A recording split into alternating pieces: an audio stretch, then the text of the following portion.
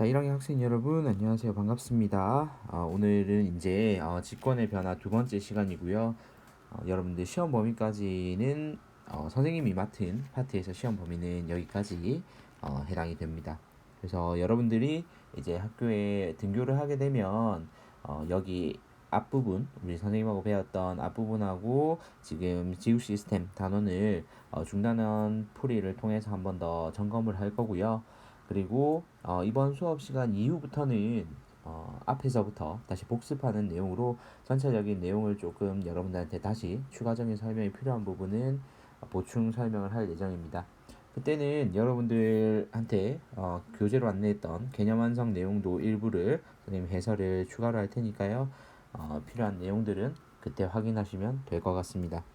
오늘은 조금 가벼운 마음으로 들어주시면 될 것 같은데요. 내용 자체는 무거운 내용입니다. 왜냐하면 화산과 지진 활동이 어떤 영향을 주는지에 대해서 배우는 거기 때문에 위험성으로 따지면 내용상으로는 되게 좀 중요한 내용이지만 우리가 배우는 이 교과 내용으로 봤을 때는 여러분들이 그렇게 어렵지 않게 접근할 수 있는 부분이니까 좀 가벼운 마음으로 강의를 수강하시면 될 것 같습니다.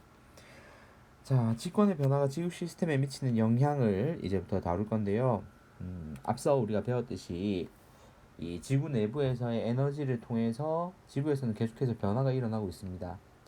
그 과정 중에서 이 화산과 지진은 별개로 볼 수 없는 문제거든요. 그래서 이 직권이 변화하면서 일어날 수 있는 대표적인 이 영향인 화산과 지진에 대해서 오늘 한번 다뤄보도록 하겠습니다.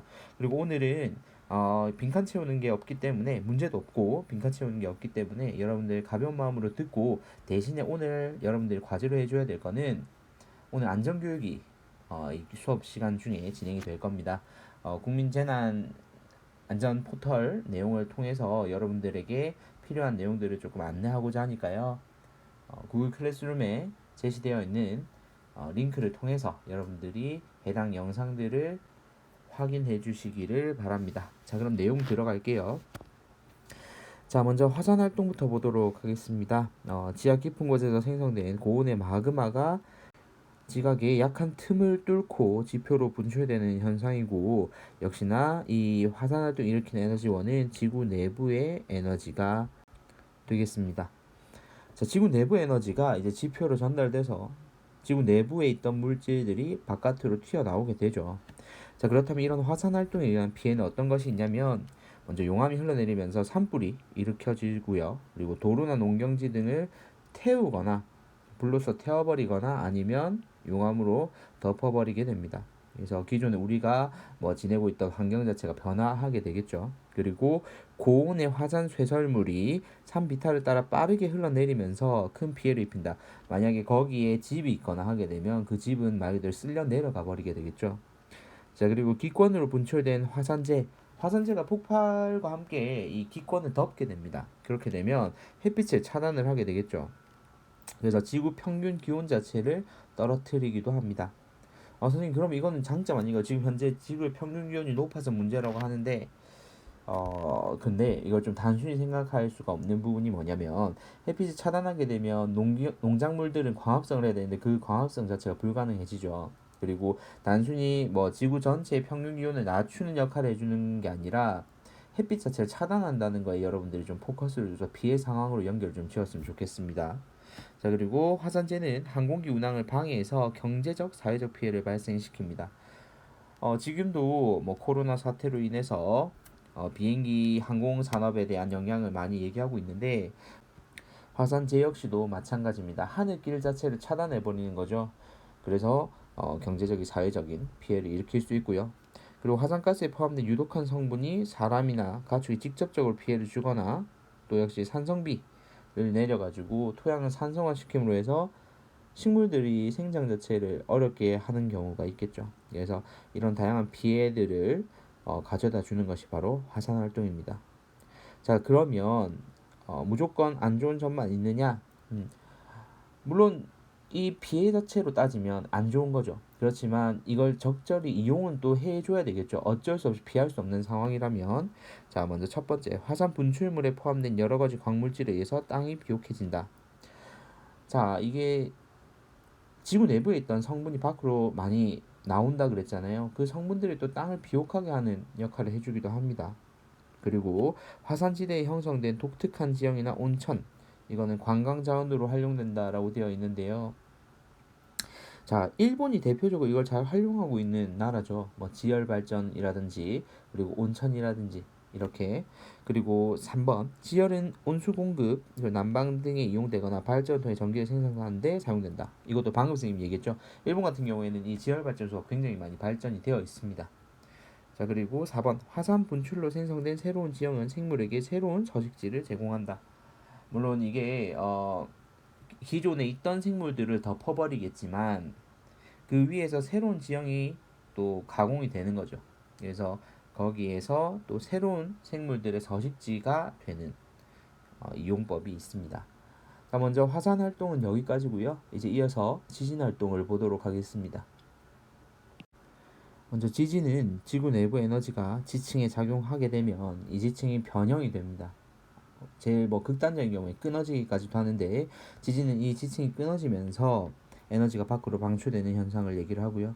지진에 의한 피해를 먼저 살펴보도록 할게요. 자, 먼저 땅의 진동으로 지표가 갈라지고 그 위에 있던 건물이 무너지게 되는 이런 현상이 존재하고요. 또한 산사태가 일어나거나 낙하물에 의한 피해가 발생합니다. 자, 그리고 도시 같은 경우에는 가스관이 설치가 되어 있는 경우가 많은데, 이 가스관이 파괴돼서 가스가 누출이 되죠. 그리고 또 전선이 끊어져서 발생한 전기 누전 등으로 지진에 대해서 지진에 의한 직접적이진 않지만 간접적인 피해들이 바로 이런 형태겠죠. 화재가 발생하기도 하는 것이고요. 자, 그리고 네 번째, 해저에서 지진이 발생하게 되면 문제는 이 에너지는 전달이 되잖아요. 그래서 해저 안에서 지각에서 발생하였으나 이게 바다로 전달이 될 거잖아요. 그럼 이 바다로 전달된 에너지가 다시 육지로 영향을 주면서 지진 해일이 일어나게 되겠죠. 자, 그럼 역시나 위에 화산처럼 이 지진을 그렇다면 이용을 하는 건 어떤 게 있느냐? 자, 지진파를 이용하는 경우를 여기서는 말을 하는 겁니다. 자, 지진파를 이용한다는 게 무슨 얘기냐면, 이 지진파에는 종류가 두 가지가 있어요. P파와 S파 두 가지가 있습니다. 이 두 가지 파의 특성을 가지고 우리가 확인하는 건데요. 여러분들이 중학교 때 배웠던 개념이기 때문에 아마 쉽게 이해할 수 있을 겁니다. 그래서 이 지진파를 분석해서 지구 내부의 구조와 물질에 관한 정보 파악이 가능하고요. 그래서 우리는 총 4가지 층으로 되어 있다고 했죠. 크게 지각, 멘틀, 외핵, 내핵. 그래서 이 층들의 특징들 역시나 지진파를 통해서 분석하고요.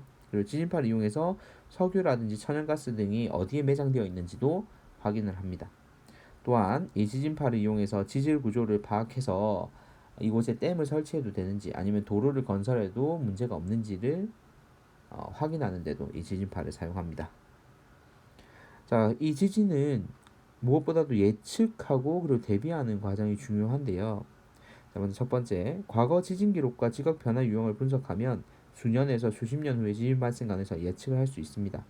다만 몇 시간 혹은 며칠 후에 지진 발생 가능성 예측할 이게 좀 말이 이상한 것 같아요라고 생각할 수 있는데, 이 큰 주기, 일본 같은 경우에도 뭐 대지진의 주기를 얘기를 하기도 하는데 11년 정도를 얘기를 하기도 하는데, 그렇지만 이게 즉각적으로 일어나는 몇 시간 혹은 며칠 후에 단순한 지진 발생 가능성 자체를 예측할 수는 없어요. 큰 덩어리로서 얘가 한 몇 년 주기로 이렇게 큰 지진이 일어났다 정도만 파악하는 겁니다.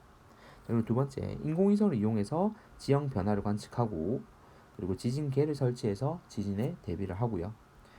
또한 예방책으로 건물을 지을 때 내진 설계를 적용해서 지진에 의한 피해를 줄여줍니다. 충격을 흡수하고 또 이 충격을 흡수해서 분산을 잘 시켜서 지진이 오더라도 건물 자체가 부서지지 않도록 하는 게 내진 설계고요. 그리고 네 번째, 지진 발생 시 대처 방법 등의 안전교육을 시행하여 피해를 줄입니다.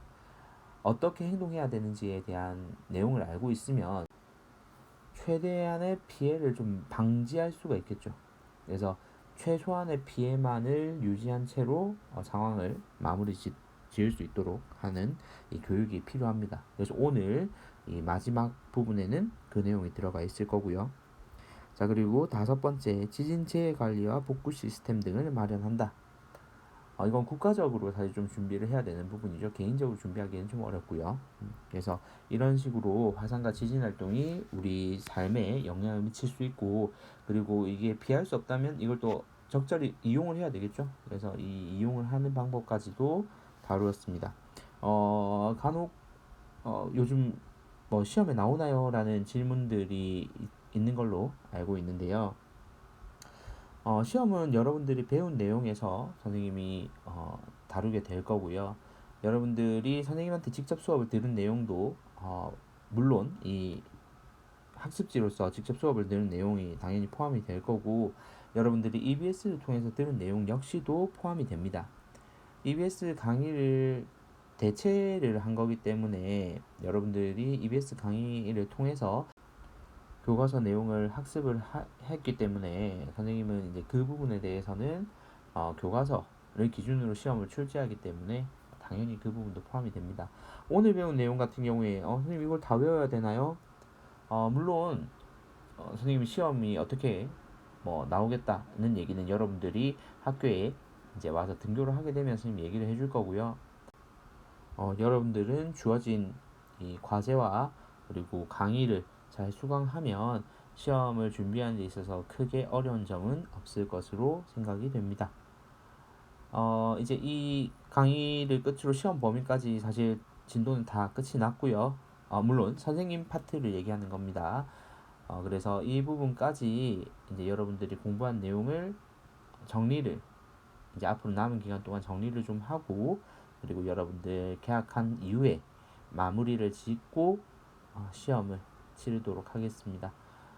너무 걱정은 안 했으면 좋겠고요. 다만 EBS 강의와 그리고 선생님이 올리는 유튜브 학습지 강의를 잘 수강한 학생들이라면 쉽게 문제를 풀 수 있을 거라고 생각이 됩니다. 자, 오늘은 여기까지고요. 밑에 보면 안전교육에서 국민재난안전포털이라는 게 나와 있죠. 실제적으로 선생님 여기 문서에도 뭐 링크를 걸어놨지만 여러분들이 구글 클래스룸에 등록되어 있는 링크를 통해 접속을 해서 확인을 해주시면 될 것 같습니다. 자, 오늘 강의는 여기까지고요. 과제 해당 이 국민재난안전포털 영상들 보는 인증을 여러분들이 다음 카페에 업로드 해주면 되겠습니다. 자, 강의 듣느라 고생했습니다. 이상입니다.